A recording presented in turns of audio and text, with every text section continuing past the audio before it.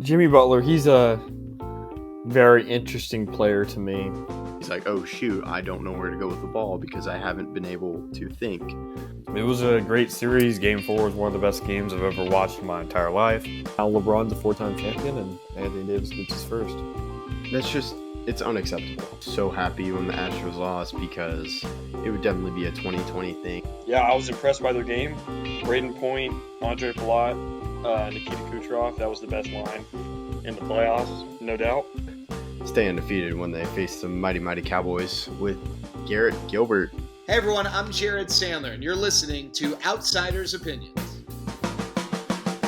What's up, y'all? Welcome to our MLB Opinions of the week. We have a lot to discuss with the trade deadline. First, the man that I did not do the thing he did to me when there was a lot happening, even though he was driving, Austin. I didn't give you a teaser, but one of the guys on our list, Joe Ryan, it's kind of like, Arson Judge to the Giants. Kind of when everyone thought Aaron Judge was going to the Giants for like a minute or two. I think that is what happened with Joe Ryan and the Red Sox. Yeah, and because I was driving, I got to see it for about 2 milliseconds. So I'm like, oh, I guess I predicted that. And I just went about my day. I didn't get to see that I did not predict it correctly until right before we recorded this because I didn't really have time to check. And I was like, oh, they didn't actually trade him. Yeah, but a lot of trades. So to go on the list that we only had a few guys not traded on our list. Joe Ryan, Sandy Alcantara. Royce Lewis, yes. And then the guys that were traded, Ryan Helsley. I believe, did we have Merrill Kelly on the list? We did. Okay. And then, of course, Felix Bautista.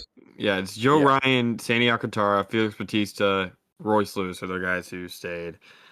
Where did you say Eugenio Suarez would go? Eugenio Suarez I had going to the Cubs. And you had him going to the Mariners. I did.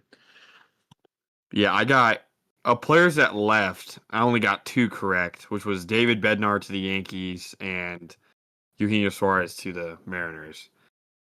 Yeah, I don't think I had much. Joan Duran was another guy we had getting traded. I'm trying to think of any other names we had. We had Ryan Helsley. Yes, yeah, him. But I think we can probably go into the biggest deal. There are a lot of big deals, but I think the biggest one was the Padres trading for Mason Miller and trading 18-year-old DeFreeze. Who's apparently a top 5, one of their best prospects, one of the best prospects in the MLB for a reliever. And the Padres just went all in for it. They got Miller, as I mentioned, JP Sears as well. Then they got Ryan McMahon and Ramon Laureano from the Orioles. They didn't get Ryan O'Hearn. Ryan O'Hearn. Yeah. They also got Nestor Cortez from the Brewers. Yes. And this is something AJ Preller always does. He guts the farm system. However, he's really good at least I'm curious. Well, yeah. One second. I don't think that it's fair to say he gutted the farm system for this one because he has so much control over Miller.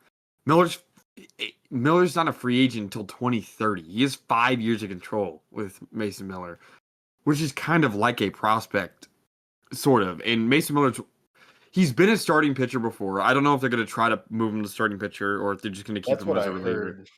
They're going to try to stretch him out next year, which would make the deal, because you never know, but it would make it better if he helps you now as a reliever, but then if he becomes a starting pitcher and a great starting pitcher, it works. And I thought he was a good starting pitcher when he first started out his rookie year.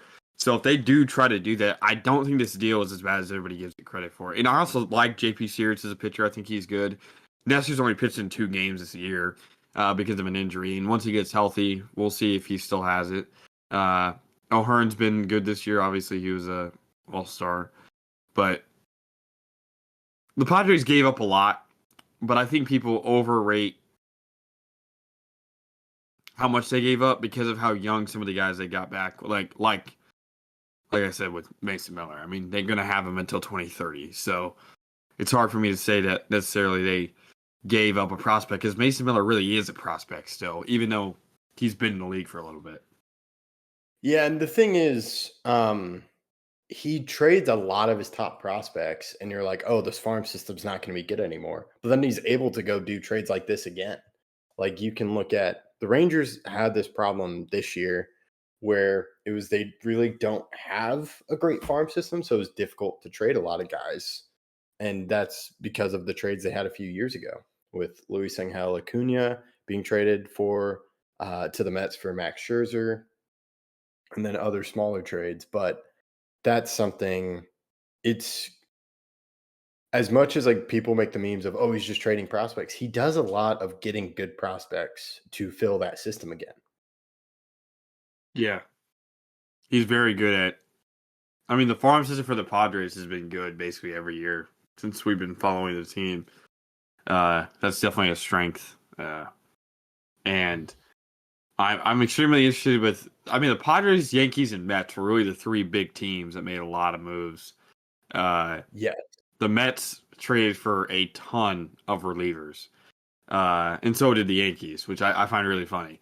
So the Mets traded for Tyler Rogers, who's one of the best relievers in baseball, even though he's not a closer. They also traded for Ryan Helsley.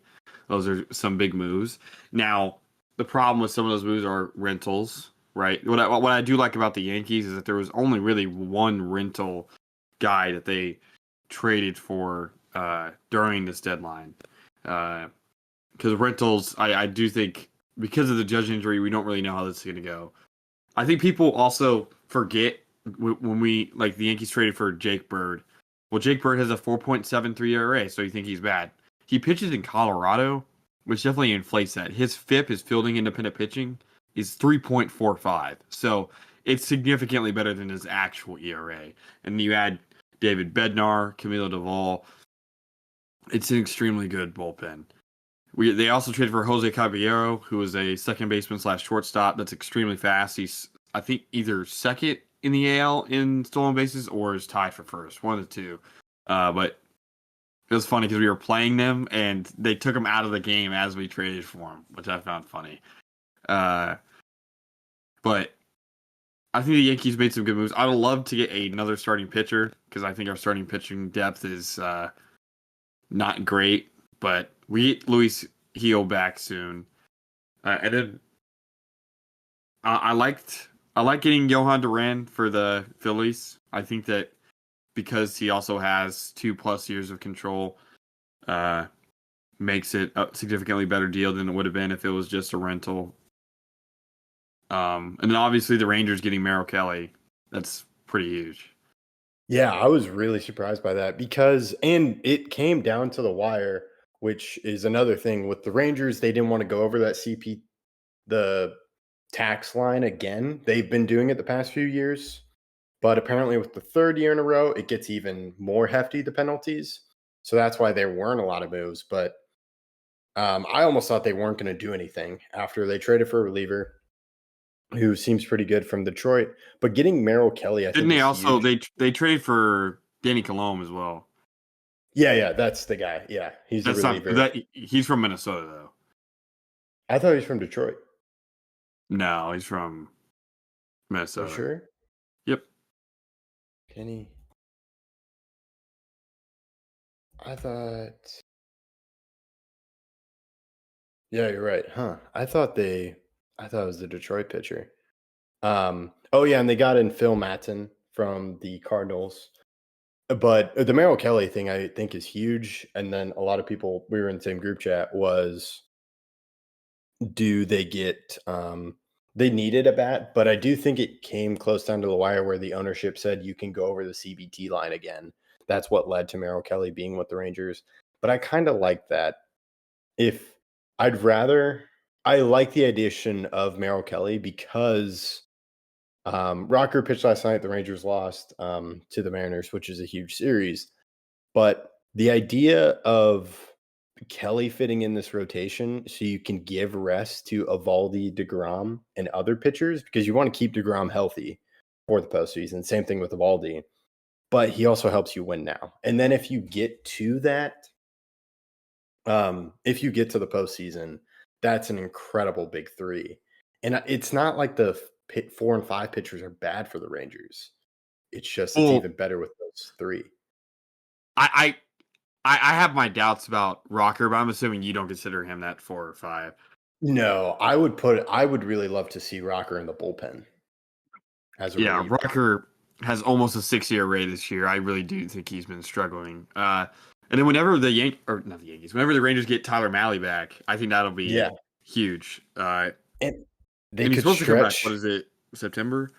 Yeah, and they could stretch John Gray and put him as a starter because that's what. But I really like him in the bullpen.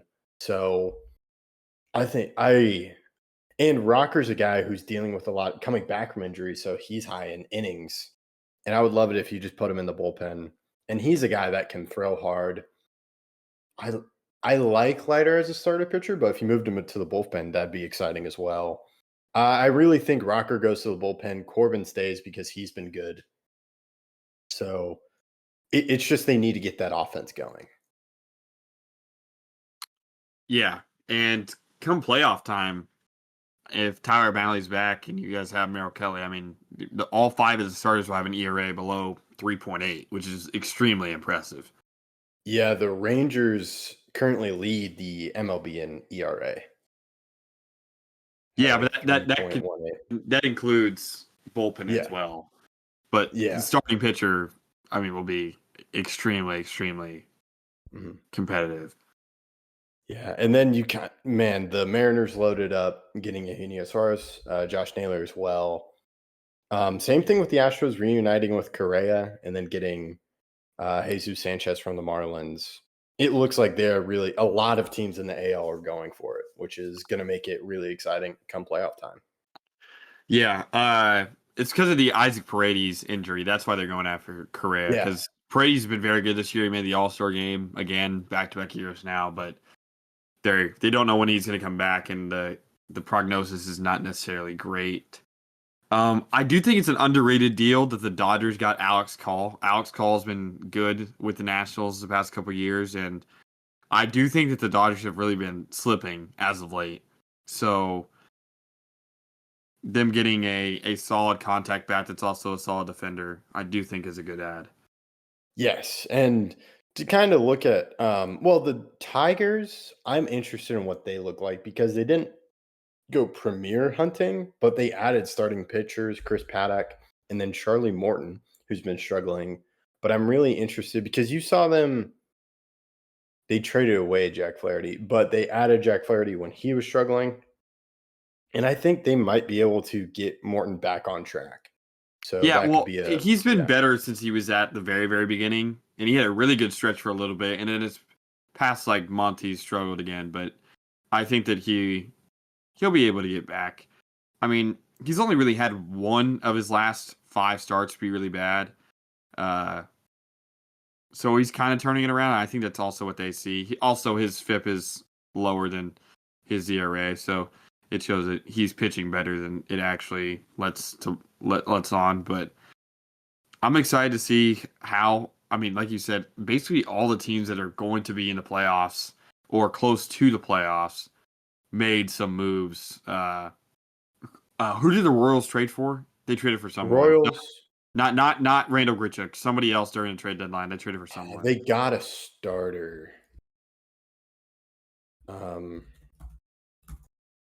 I want to say Mike Yastrzemski. That's who they got. Oh yeah. I thought they added.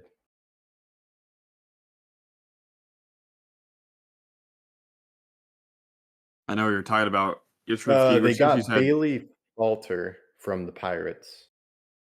Okay. But yeah, and then they traded Freddie Fermin to the Padres.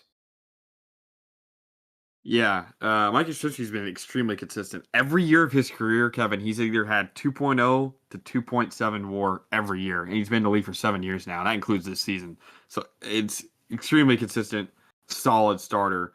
Another deal, the Brewers got Jordan Montgomery and Shelby Miller from the D-backs. The D-backs really traded away a lot of the guys.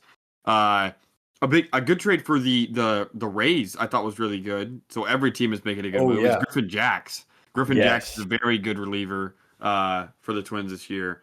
They had a lot of good relievers this year and traded away all of them between Johan Duran, Danny Colomb, and now Griffin Jacks. So a lot of moves were made by teams in the AL. The Red Sox got Dustin May. Yeah, I and they thought that were a was team trying to yeah. get Merrill Kelly, but I know they said I read something Dustin May is struggling, but I still like Dustin May, and you kind of have a reunion between Walker Buehler and Dustin May, two like top prospects for the Dodgers at one point. Yep, the Mets also got Cedric Mullins, which is also Yeah, a massive trade.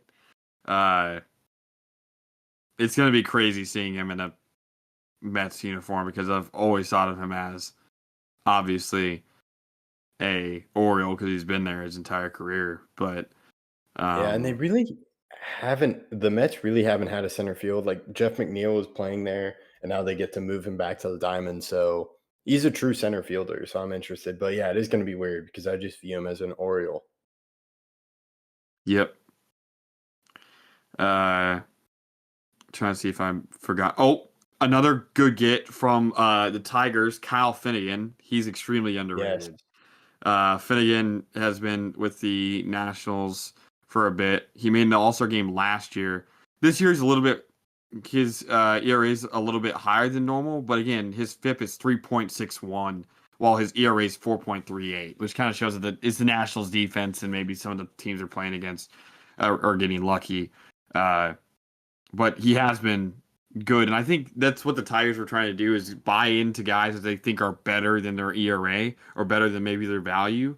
And I also like that the Nationals traded guys, but all the guys they traded were over 30. Like they kept the young core together. Some people were saying like, oh, maybe the Yankees try to get Mackenzie Gore. I'm like, why would they trade Mackenzie Gore? I saw Even if that we too. gave It them, was weird. yeah, even if we gave them like a lot of players, I just don't know necessarily why you would do that. But they didn't. The Reds traded for Zach Littell, who's been basically the fourth starter really for the Rays. Who also they also traded Taj Bradley. I think they wanted to bring up some guys. Shane Bieber is now a Blue Jay. That was a surprising deal, but I kind of get it because of all the injuries that have kind of happened. The Reds also got Cabrian Hayes from the Pirates, which I found really interesting. It's a guy, it makes sense because he has a lot of control, but hopefully his bat gets going with Cincinnati, but it does help them defensively. Yeah, what does kind of scare me is the Yankees trading for Austin Slater, which didn't really happen yesterday. It happened the day before that, but we're trading for him because of Aaron Judge. I mean, that's the reason why we're trading for another outfielder. Slater's very good against lefties, so because we have so many lefties, Bellinger and Grisham, and then Jason Dominguez is so much better against righties than he is lefties, so we needed another guy in the outfield that could hit against lefties, which makes me worried about how long it's going to take for Judge to come back. Yeah, I know with Judge, they said he could get back to hitting, it'd be fielding. And I think this just gives them the option to still be competitive while they don't rush Judge back into the field. Yep. And then I do want to talk a little bit about the teams that sold. The Twins, I didn't realize were in debt, $400 million in debt, and that's why they kind of had a large fire sale. So I really feel for the fans. And yeah, the Correa thing they only got one prospect back, which is really surprising. Yeah, that is pretty surprising. But even though Mason Miller, you mentioned, is kind of like a prospect, great player for the A's, I like them trading him away that's just a fantastic deal. You get DeFreeze, and they are kind of set at shortstop, but maybe we've talked about just the athletic ability of shortstops. Maybe he goes into center field for the athletics. I don't think it's terrible that they trade away Mason Miller because you got a lot back for him, and his value may have never been higher. especially because of that control. That to me is what made the deal so nice for them. It's not a rental with closers as we've seen in the past. Yeah. Not too many rentals during this trade deadline. Is there any team that you thought was going to sell that didn't sell? The Braves. I don't think they made any trades. No, they made one. I know they made one. Who did they? They traded someone. I just don't remember who. But that is a good poll because I also thought they were going to trade a lot more than they did. Apparently, they traded Rafael Montero to the Tigers. Got it. I knew they traded someone because I remember seeing their name somewhere in the blitz of notifications I got, but I could not remember who. Yeah. So I was surprised they didn't really trade because it has not been a good year for them. That's true, but I do think that that's definitely affected by the fact that Acuna didn't start the year with them, and they've also had some other injuries. But I do think they expect to be better in the future, but we'll have to see. Yeah. So that concludes our trade deadline review. We'll have other videos talking about just the winners of the deadline and what teams got better. Make sure you're following for that. Make sure you hit that notifications button. Thank you for listening to Outsiders Opinions.